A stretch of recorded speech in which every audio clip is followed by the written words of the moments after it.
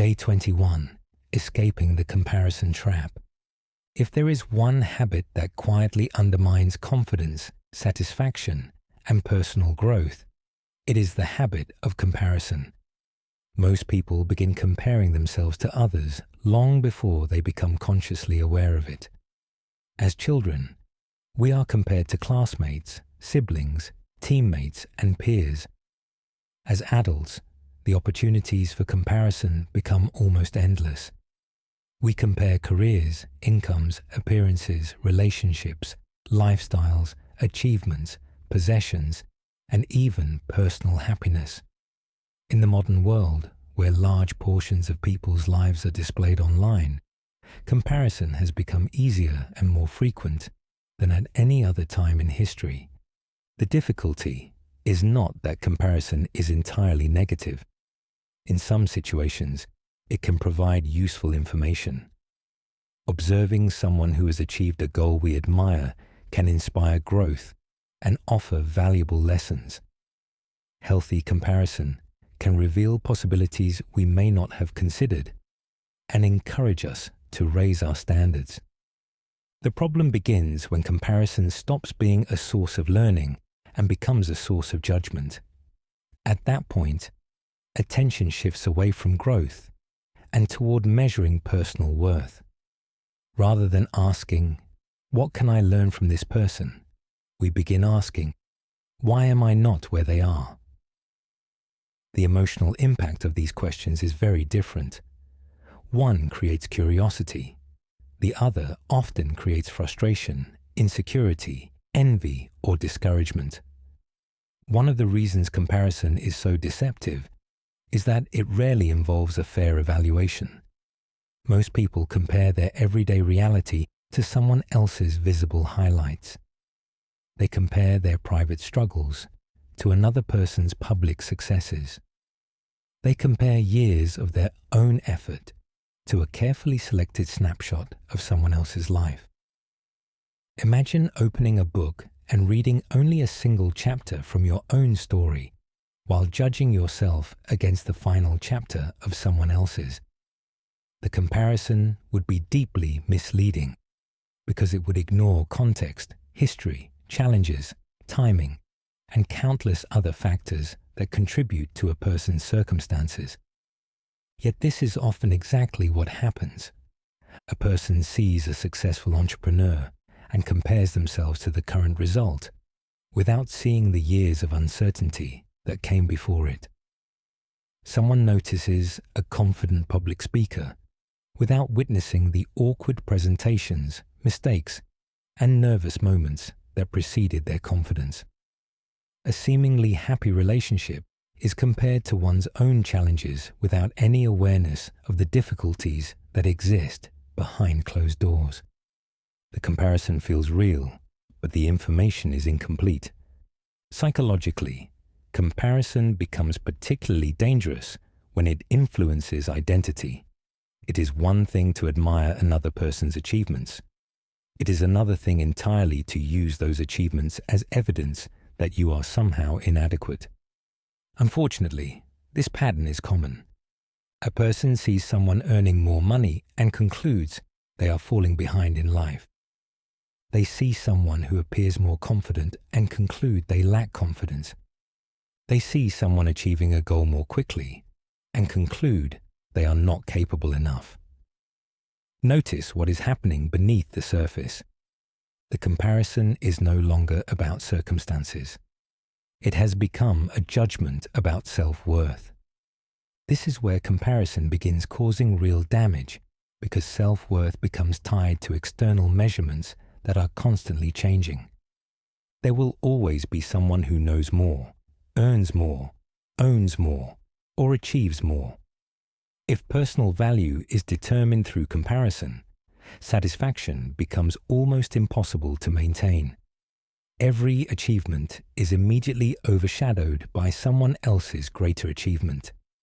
Every success becomes temporary because there is always another standard against which to measure yourself. The result is a constant feeling of insufficiency. No matter how much progress occurs, it never feels like enough. This pattern can quietly rob people of experiences they would otherwise enjoy.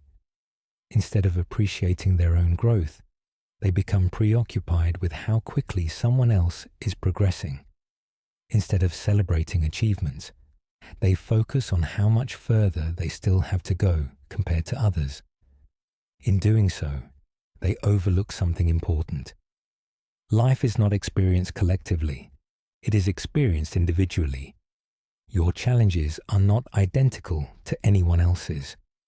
Your opportunities are not identical to anyone else's. Your starting point, strengths, weaknesses, experiences, and priorities are unique. This does not mean comparison is always useless. It means that meaningful comparison requires context.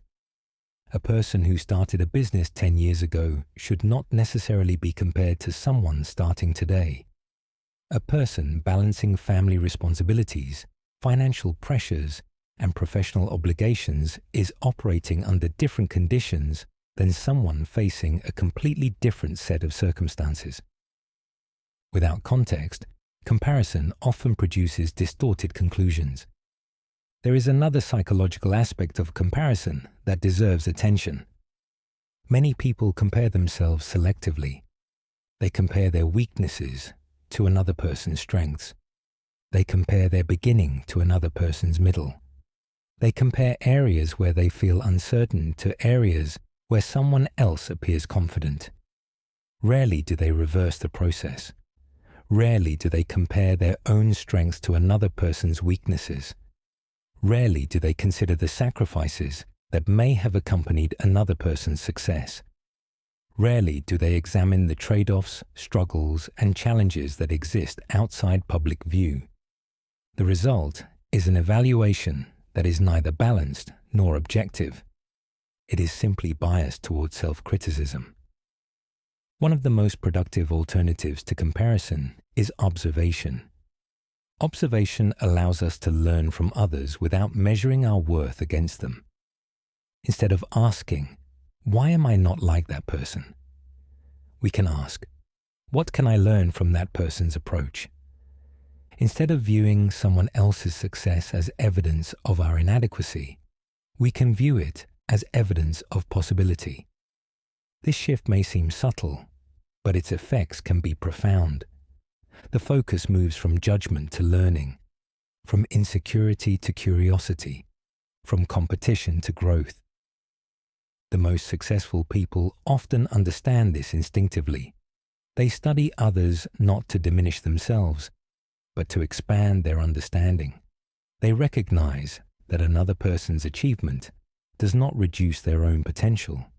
If anything, it demonstrates what may be possible through effort, persistence, and growth. As you continue this journey, it may be helpful to remember that the most meaningful comparison is not between yourself and another person. It is between who you are today and who you were yesterday. This comparison is valuable because it focuses on progress rather than status. It asks whether you are learning, growing, improving, and moving closer to the person you want to become. It directs attention toward factors you can influence rather than circumstances you cannot control. When viewed through this lens, growth becomes more personal and less competitive. You stop treating life as a race against other people. You start treating it as a process of becoming a better version of yourself. This perspective creates something that comparison rarely provides: peace. Not the peace that comes from having everything figured out, but the peace that comes from knowing your path is your own. It allows you to appreciate other people's achievements without diminishing your own journey. It allows you to celebrate progress without constantly questioning whether someone else is progressing faster. Most importantly, it allows you to focus your energy where it belongs, not on measuring yourself against others, but on becoming the person you are capable of becoming. Reflection. Questions. 1. In which areas of your life do you compare yourself to others most often? 2. How does comparison affect your confidence and motivation? 3. Are you comparing your reality to someone else's highlights? 4. What could you learn from the people you currently compare yourself to? 5.